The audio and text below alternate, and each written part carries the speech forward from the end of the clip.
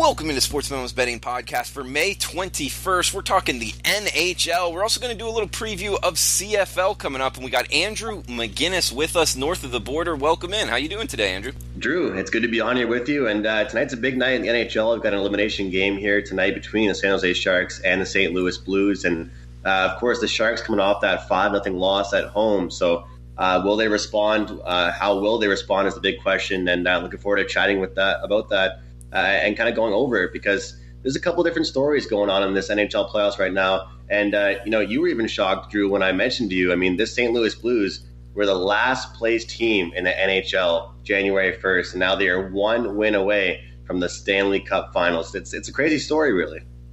Absolutely, man. To be last place and you're one of the last three teams alive, get the chance to face the Bruins for the Stanley Cup if you're able to survive tonight. So, man, that's crazy. And that's one of those things that's great about hockey, McGinnis. I don't know if you feel the same way. Like, something like that is likely, almost for sure not going to happen in the NBA. Very likely not going to happen in the NFL or even MLB. It's pretty much as the professional sports go. The NHL is really the only sport, in my opinion, that could actually happen.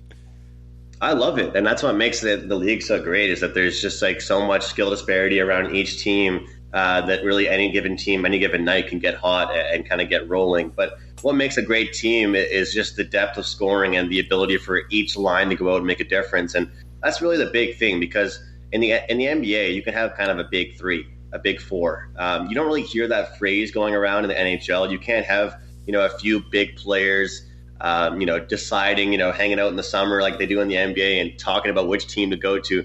Even if like guys like Ovechkin, Crosby, Stamkos were all on the same team, that doesn't necessarily mean they're going to be great. And, with the salary cap these days and how that works, you need to have that disparity throughout the entire league and throughout each line on your team. So it's really great to see, and if St. Louis does make it to the Stanley Cup Finals, it'll be one hell of a story. Absolutely. And what is the stat again? For the Stanley Cup or for St. Louis? Yeah. For St. Louis, they were in last place at what date? Oh, January 1st. They were last place in the league, and now they're just one win away from going to Stanley Cup Finals. And this is a team that actually had lots of potential at the start of the year. They made some great moves. They really upped their roster quite a bit. And, of course, we know their goaltending situation. They pretty much have a rookie in nets here, Jordan Binnington, that's carried this team through the second half of their season. And when I say that, I don't really mean, carrying the full load, but when you have a goalie back there on a nightly basis that's giving you that much confidence, he went in there and pretty much stole Jake Allen's job. Jake Allen's been the backup goalie now for months on months. And, Binnington's kind of carried that load. And when you're a defenseman and you look around and you see that Binnington's behind you, you're going to feel pretty comfortable. And, he's been a young guy that's really come in and looked comfortable, looked confident, and taken advantage of every opportunity that's been given to him. And, that's one of the reasons that I really like this Blues team tonight. Yeah, there's a lot going on in tonight's game, and it's a chance to face the Boston Bruins. And guys, at sportsmemo.com, it is $2 Tuesday, and Teddy Covers is the featured handicapper. He's got to play in MLB.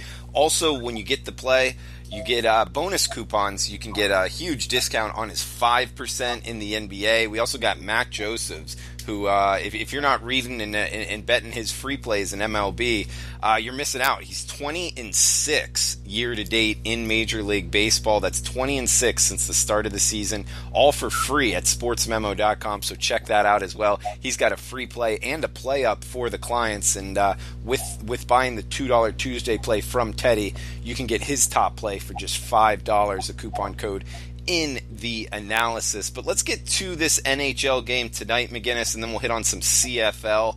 We got San Jose at St. Louis. St. Louis, the lower seed, like we talked about, but they're at home, Game 6, trying to close it out, up 3-2 over the San Jose Sharks. We're seeing a total of 5.5.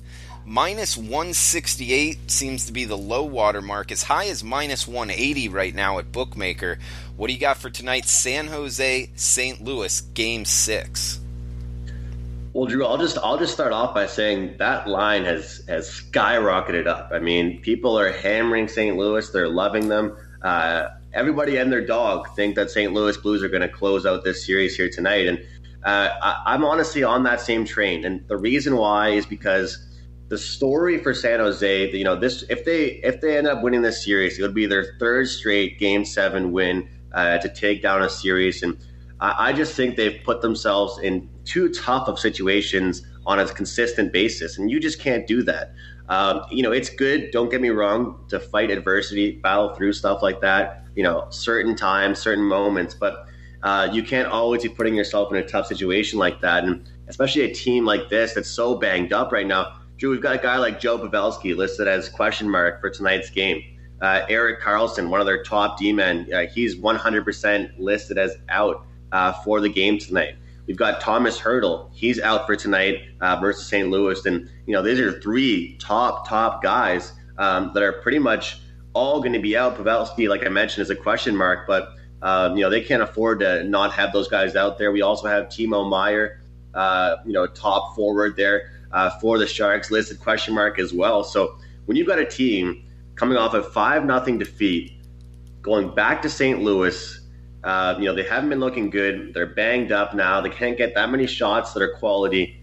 Nothing has really told me they're going to come out here and change the series and send it to 7. I just can't see it. This team has, fought through so much adversity, and, you could argue that they do have what it takes. They do have the depth, but, it's going to come down to that third line with Marcus Sorensen, Joe Thornton, and Kevin Labanc. And those are the three guys I'm going to key in on. That's really going to be on them to come up big here and make a difference in this game. But if they don't get some early chances, they don't start scoring, from the get-go, they're in tough, because Jordan Binnington looks to be back to his old ways. He's very comfortable in nets. And we've got the top guys really being the top guys right now for the St. Louis Blues team. I'm talking Jaden Schwartz, Vladimir Tarasenko, Ryan O'Reilly. These guys have come to play. These guys are ready to go here. And I've mentioned the depth all series long with San Jose, but we're really seeing it with the Blues now. This team is 3 lines deep, and that's really what's making them so successful. So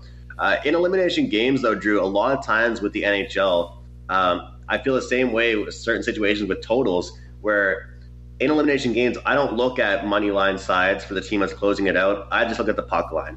If you're looking for this spot here, you can go to Bet Online, get the Blues to cover the puck line at around plus 145. That's a number that I really like. Why would you go ahead and look at the money line this one? Chances are, a team is going to win by a margin if they're in that closeout spot, simply because of empty net victories. And teams will consistently pull that goalie, not one, not two, sometimes even 3 times, to kind of try and save their season. And for that reason, I'm looking at the puck line with the St. Louis Blues. You can get up to actually plus 160 with the Blues on the puck line here. And totals wise, Drew, I'm going on the over. It's a simple elimination game theory that, back in the day, it used to be lower scoring games. You look at unders in that kind of elimination situation, but now it's all overs. It's desperation time. It's fighting for your life. It's getting that shot count up. It's trying to spend as much time as you can in the offensive zone. And we're still seeing a 5.5. And we have to think back and look at how that San Jose series went, versus Colorado, even versus Vegas. There was a lot of scoring chances. There were a lot of high scoring games throughout that entire series. So I think that we'll look at this one here and see a very high scoring game. But I just see St. Louis being too much for San Jose, and especially with the injuries, that really bugs me about San Jose. And for that reason, I'm going to be back in the Blues here tonight.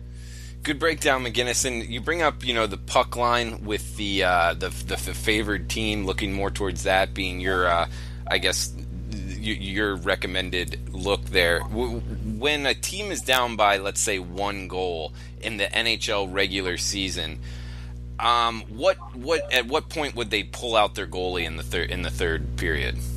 Like what time frame on average? That's a really good question, and I would say on average probably like 2 minutes, 2.5 minutes. Okay. It really depends on the coaching staff, though, Drew. And it's funny because you got a guy like Patrick Waugh. Everybody knows Patrick Waugh as a famous goaltender, and he was once the coach for the Colorado Avalanche, and he's actually now interviewing to be possibly the head coach of the Senators. But the reason I bring him up is he actually started a trend, Drew, of pulling goalies way, way early. And when I say this, I'm talking like 9 minutes sometimes. That's awesome. And he actually is a coach of a junior hockey team here at the same league that my local team, the Halifax Mooseheads, is in. He's the head coach of the Quebec Remparts. And they were actually playing my local team in the playoffs. And no word of a lie, my team was up 3 goals, and Patrick Waugh pulled his goalie with 9 minutes and 20 seconds left in the third period. And the entire arena after they scored, is cheering, "Thank you, Patrick," and just getting so excited and trying to get on his nerves because pretty much they're helping boost the score, they're boosting the momentum of the fans, and it's interesting. And people say that you can't handicap for empty net goals. That's a lie. You certainly can, and especially in a situation like tonight where the Sharks are kind of fighting for their lives. Okay, so you said 2.5 maybe minutes being the average for a regular season NHL game. What would you guess that they're going to pull the goalie if they're down by 1 tonight? It really depends on the situation because they did it so well against when they had the man advantage against Vegas when they were down there in the first series. But the thing is you want to have confidence in your team to be able to will it out 5-on-5, because if you do it too early and you get scored on, then it's pretty much over. But I don't like it when teams wait too late, to like minute 20, minute 30, because then it's just not really giving your offense too much time to set up. So my prediction would be I'll just, go right back to pretty much what I was saying with the regular season, maybe even a little bit less with, I'll say 2 minutes to go with the third period. Okay, and do either of these two teams, San Jose, if they're able to come back, or St. Louis Blues, you think got a realistic shot to beat the Bruins? I've been on the Bruins for most of the playoffs. I think that it's really their cup to lose right now. But the story of this Blues team right now is shocking. What we've seen out of them for their past couple games here against the Sharks has been very impressive. And if Jordan Binnington's playing his best hockey and being as sharp in the net as he's been, anything can really happen. So by no means is it going to be an easy Stanley Cup victory for any team. I think it could be a close one, though.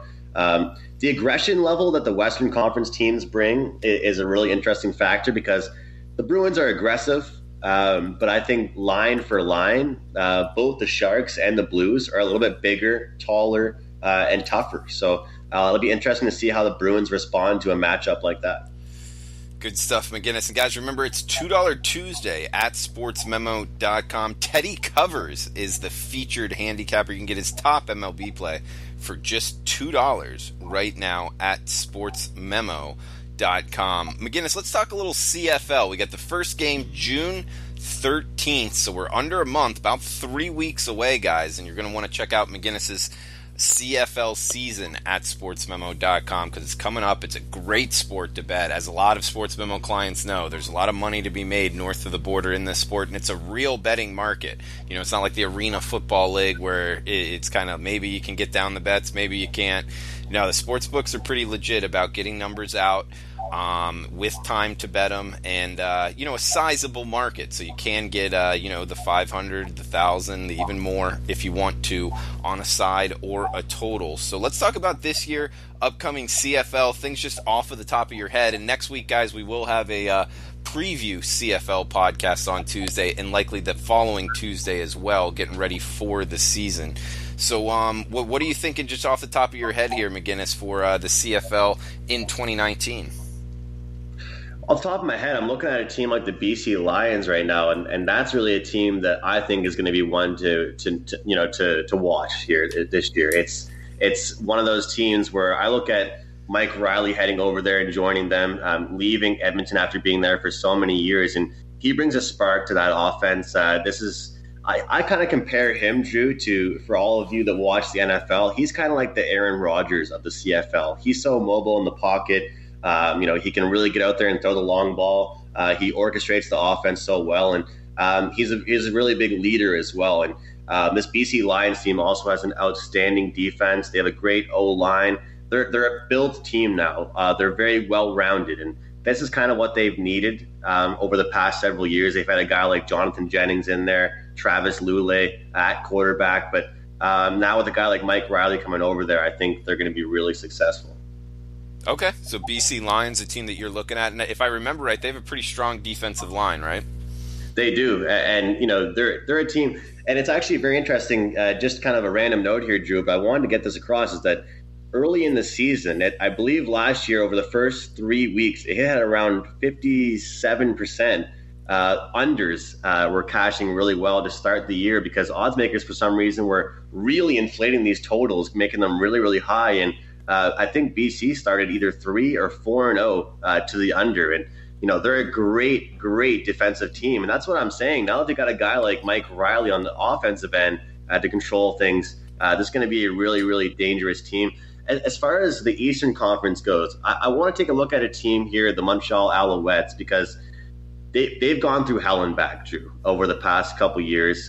They've been a fade team. I mean, if you've been fading the Montreal Alouettes, whether it's against the spread, outright, you've been making some money. But this is a team I think that will make a little bit of some changes. We got a guy like Antonio Pipkin who's really taking charge of this offense, and it's great that there's less distractions now in the league. I know at one point Johnny Football was on that Montreal squad, and he was trying to earn the number one position. But now that they finally have that number one guy, I think they'll be looking really good. And their defense is really getting better. They got a great coaching staff, so they'll be a team I can look to watch for them to really make a difference. So I'm looking forward to next week. You and I will be breaking down each team, going over some season win totals. I've done really well in that in years past, and I think odds makers really sleep on some of these transactions teams make over the summer. And more than a lot of leagues, Drew, I'll say that really does change the league and shape things up. So it's important to watch that. And we're going to have a huge list of players that got traded and how that affects the new team they're on and their old team. So I can't wait to go over that. So I mean, it's kind of just my two teams to watch there in each prospective conference is the BC Lions in the West and the Alouettes in the East to at least have a much better season than the past couple years. Good stuff, McGinnis. Guys, remember it's $2 Tuesday at sportsmemo.com. Top play from Teddy Covers, just $2. McGinnis, you bring up the former Heisman Trophy winner, Johnny Manziel. He's not in the CFL this upcoming year, correct? Correct. Okay, and what ended up happening with him and his exit from the league? Drew, I think he just wanted to go elsewhere. I don't think that things were going well for him. I think he was negotiating with other companies or other leagues, I should say, which he's not really allowed to do while he's under contract with the CFL. The problem is that he never really ended up catching fire in this league. And it's very simple to say it. A lot of people are haters of the CFL because they don't think it matches up to the quality of the NFL. Johnny Football went over there, former Heisman winner, like you said, a guy that did all right for himself in the NFL at one point. But he didn't just take over the league like people expected him to do. And that's really kind of thing that shocked him personally, I believe. And I think he still did miss America, and I think he still did miss the American style of football because there are plenty of different rules in CFL. It's a little bit different of a game. It's still football, but it's a different game, and it was hard for him to adjust to that. So I feel that as though he was still settling in. He just could never get that consistent job. He could never get that consistent, good play, which probably discouraged him a little bit. So he was trying to work elsewhere and get other things going, and ultimately that didn't really go down well with the CFL commissioner. So he was released. He was okay. So it wasn't like an off the field incident that happened and he can never return. It was just we're going to go our separate ways. I think at a couple different times there were things that went down as far as that stuff goes, Drew. I don't want to give out the wrong information or specifics, but I think a couple of that kind of thing. But when it comes down to it, to my knowledge, I think he was trying to work something out with different leagues like the AFL and stuff like that. All right, man. And he's Andrew McGinnis on Twitter at McGinnisPicks. I am Drew Martin on Twitter at DrewMartinBets. Feel free to reach out to one, both of us, whatever. Any Johnny Manziel thoughts, CFL thoughts, or NHL thoughts. We're open to hear them all. And yeah, we're going to have McGinnis on next Tuesday for the official CFL first podcast at Sports Memo. So stay tuned for that next week. And McGinnis, thanks for the time. Guys, sportsmemo.com, $2 Tuesday. Hopefully you're checking it out today. Teddy Covers, top play in MLB. We'll be back tomorrow with Nick Borman talking the MLS card plus some golf. So stay tuned and best of luck with your bets tonight.